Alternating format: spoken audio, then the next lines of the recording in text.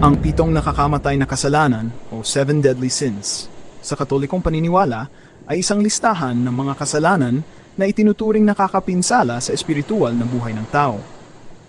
Bagaman hindi tahasang nakalista ang 7 kasalanang ito sa Biblia, ang mga ito ay pinalawig mula sa iba't ibang bahagi ng kasulatan at sa mga turo ng mga maagang Kristiyanong teologo, partikular na si San Gregorio ang Dakila. Narito ang isang pagtalakay sa bawat isa, kasama ang mga kaugnay na bersikulo sa Biblia. 1. Pagmamataas, pride. Ang pagmamataas ay ang labis na pagmamahal sa sarili at ang pagnanais na mapantayan o mahigitan ang Diyos. Itinuturing itong pinakapangunahing kasalanan dahil ito ang nag-uugat ng iba pang kasalanan. Proverbs 16:8. Ang kapalaluan ay nauna sa pagkawasak, at ang mapagmataas na kaisipan ay nauna sa pagkabuwal. James 4:6. Subalit siya ay nagbibigay ng higit na biyaya. Kaya't sinasabi ng kasulatan, ang Diyos ay sumasalungat sa mga palalon ngunit nagbibigay ng biyaya sa mga mapapagkukumbaba. Inggit. Ang inggit ay ang pagkamuhi o pagkadama ng pagkapuot dahil sa kaligayahan o kasaganaan ng iba. Ito ay nagiging sanhi ng hidwaan at pagkakawatak-watak. Mga halimbawa sa Biblia, sapagkat kung saan mayroong inggit at makasariling ambisyon, naroon ang kaguluhan at lahat ng masasamang gawa. Proverbs 4:40. Ang pusong may kapayapaan ay nagbibigay buhay sa katawan, ngunit ang inggit ay nagpapabulok sa mga buto. 3. Ang galit ay ang matinding damdamin ng puot at paghihiganti. Ito ay nagdudulot ng karahasan at pagkawasak sa relasyon sa kapwa at sa Diyos. Mga halimbawa sa Biblia. Ephesians 4, alisin ninyo ang lahat ng kapaitan, puot, galit, ingay ng paninirang puri, kasama ang lahat ng masasamang hangarin. Ang mangmang ay nagbubulalas ng kanyang buong damdamin, ngunit ang matalino ay pinipigil ito at nagpapatahimik.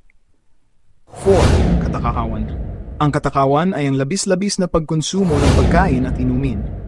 Ito ay nagiging kasalanan kapag ang tao ay labis na nagpapakaabala sa material na kasiyahan kaysa sa espiritual na kalusugan. Mga halimbawa sa Biblia, Proverbs 23:1-21.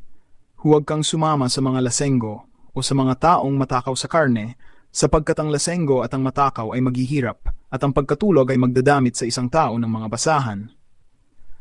Ang kanilang wakas ay kapahamakan, ang kanilang Diyos ay ang tiyan, at ang kanilang kaluwalhatian ay nasa kanilang kahihiyan. Isipin nila ang mga bagay sa lupa. Kalibugan, lust.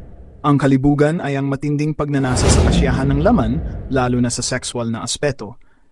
Ito ay nagiging kasalanan kapag ang tao ay inuuna ang laman kaysa sa kalinisang puri. Mga halimbawa sa Biblia.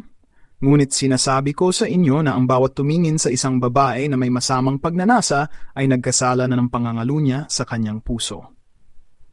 1 Corinthians, iwasan ninyo ang sexual na immoralidad. Ang lahat ng ibang kasalanang magagawa ng tao ay wala sa labas ng katawan.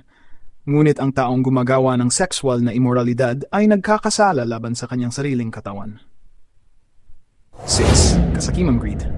Ang kasakiman ay ang labis na pagnanasa sa kayamanan at mga material na bagay. Ito ay nagiging hadlang sa pagkakaroon ng tunay na kaugnayan sa Diyos at sa kapwa. Mga halimbawa sa Biblia. At sinabi niya sa kanila, mag-ingat kayo at magbantay laban sa lahat ng kasakiman, sapagkat ang buhay ng isang tao ay hindi nagmumula sa kasaganaan ng kanyang mga ari-arian. Timothy 6:10.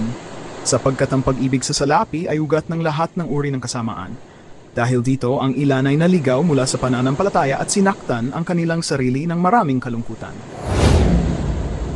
Ang katamaran ay ang pag-iwas sa mga espiritual at temporal na gawaing makabubuti. Ito ay nagiging hadlang sa pagkamit ng biyaya at pagpapala ng Diyos. Ang katamaran ay hindi lamang pisikal na pag-iwas sa trabaho, kundi pati na rin ang espiritual na katamaran, ang kawalan ng interes o pagsusumikap sa paglilingkod sa Diyos. Mga halimbawa sa Biblia. Proverbs 6, hanggang kailan ka hihiga o tamad? Kailan ka babangon sa iyong pagkakatulog? Kaunti pang tulog, kaunti pang idlip, kaunti pang pagpapatong ng mga kamay upang matulog. Kaya ang iyong karukaan ay darating na gaya ng magnanakaw, at ang iyong kakulangan na parang taong may sandata. Sumagot ang kanyang Panginoon at sinabi sa kanya, ikaw na masama at tamad na alipin. Alam mong nag-aani ako kung saan hindi ako nagtanim at nagtitipon kung saan hindi ako naghasik. Dapat sana'y inilagak mo ang aking salapi sa mga bangko, at sa aking pagdating ay tatanggapin ko ang aking salapi pati na ang tubo nito. Kaya't kunin ninyo sa kanya ang 1 talentong ginto at ibigay ninyo sa may 10 talento, sapagkat ang bawat mayroon ay bibigyan at siya ay magkakaroon ng sagana, ngunit ang wala, kahit ang nasa kanya ay kukunin. At ang walang silbing alipin ay itapon ninyo sa kadiliman sa labas. Doon ay magkakaroon ng pagtangis at pagngangalit ng mga ngipin, paglalagom at pagninilay. Ang 7 nakakamatay na kasalanan ay mga ugat ng iba't ibang anyo ng kasalanan at bisyo. Ang bawat isa sa mga ito ay nagpapakita ng iba't ibang aspeto ng pagkatao na nagiging hadlang sa paglago ng pananampalataya at sa tunay na ugnayan sa Diyos. Ang pagmamataas, inggit, galit, katakawan, kalibugan, kasakiman, at katamaran ay hindi lamang mga simpleng kasalanan kundi mga kalagayang espiritual na humahadlang sa pagkamit ng kabanalan.